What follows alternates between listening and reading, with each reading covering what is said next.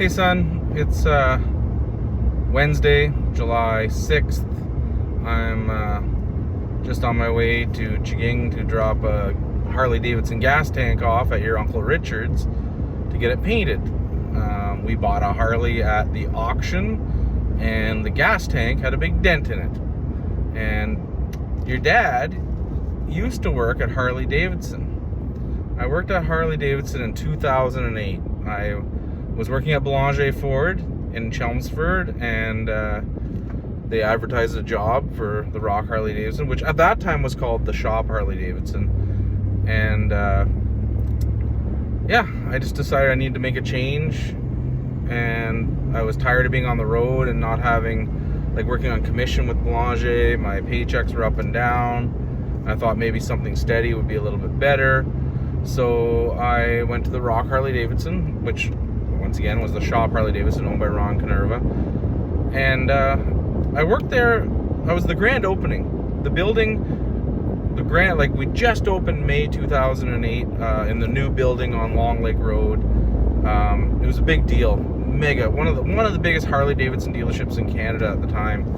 And we had a big gala. It was pretty cool.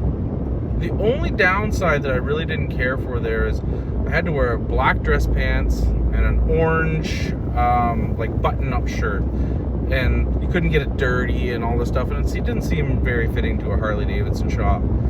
So I was there from May till September, and I ended up going to work for Royal Distributing because I saw the winter coming on at the Harley shop, and it was going to be boring as heck. I was like, I'm out. So I went to Royal Distributing, and then years later, I was working at Manitoulin Transport, and I started going back to the Harley shop part-time, and just picking up shifts here and there because I missed the Harley shop. It was actually, the Harleys were cool. I'm not a big Harley rider person per se, but it was fun being part of, like, building custom motorcycles and designing them and picking out parts. And yeah, so about 2012 I went back, and 2014 they sold to a company out west, and I went to work for them full-time. And Greg Erickson, who you're going to meet this weekend, actually, I'm going to his son's wedding, and we're bringing you to the cocktail party to come meet everybody because they're so excited to meet the old man. And yeah, so we had a great time. So I was there from 2014 to 2018, managing at the Harley-Davidson shop in Sudbury. Built some awesome bikes, like some of the coolest stuff. You know, big wheels, loud motors, lots of horsepower, you name it. We did it, custom paint jobs. It was so cool. So it's kind of nostalgic today, taking a Harley tank out to your uncle's to get painted for a bike that we're potentially going to sell at the dealership. And of course your dad's going to take it for a ride because that's what I do. And I just wanted to let you know how my day was going. Yeah, something different. I'll take a little video of the bike and put it on YouTube for you too, so you can see it later on. And you know, when you're old enough to appreciate and watch these videos, then you can see the kind of stuff we were doing in 2022. Because I'd love to look back 20, 10, however many years back, and see the cool vehicles that my dad, you know, drove and worked on, and different things, and that's another whole other thing. I'm going to tell you about your grandfather. Yesterday was the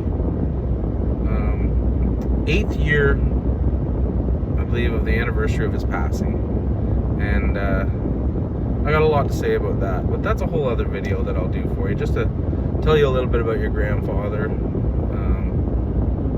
Yeah, just fill you in on the family, and just, I like to talk apparently, so I'm going to tell you lots of stories, and I'm not going to bore you directly with them. I'm going to put them on YouTube so that you can watch them as you choose fit.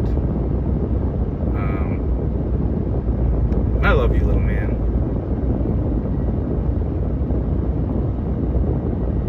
You're pretty cool. I hope you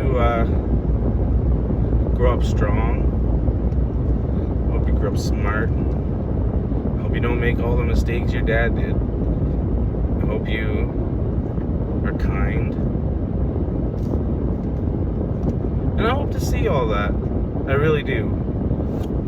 You don't know what each day is going to bring, so I figure why not put these on video and leave them for you to maybe one day discover, maybe not. Maybe you'll watch them and be bored. I don't know. But I guess if ever it comes a point in time when you're sad or you feel alone, wouldn't hurt to maybe hear your dad's voice and know that your dad loves you, and listen to some of my crazy stories. So I'll leave this video at that, and I'm going to make another one because I'm going to tell you about your grandfather. Then I'm going to make another one to tell you about your grandmother. And then I'm going to make another one to tell you about a car I'm driving. And then I'm going to make another one to tell you about something else. And then I'm going to make another one to tell you about something else. So you'll have lots of videos to watch when you're older.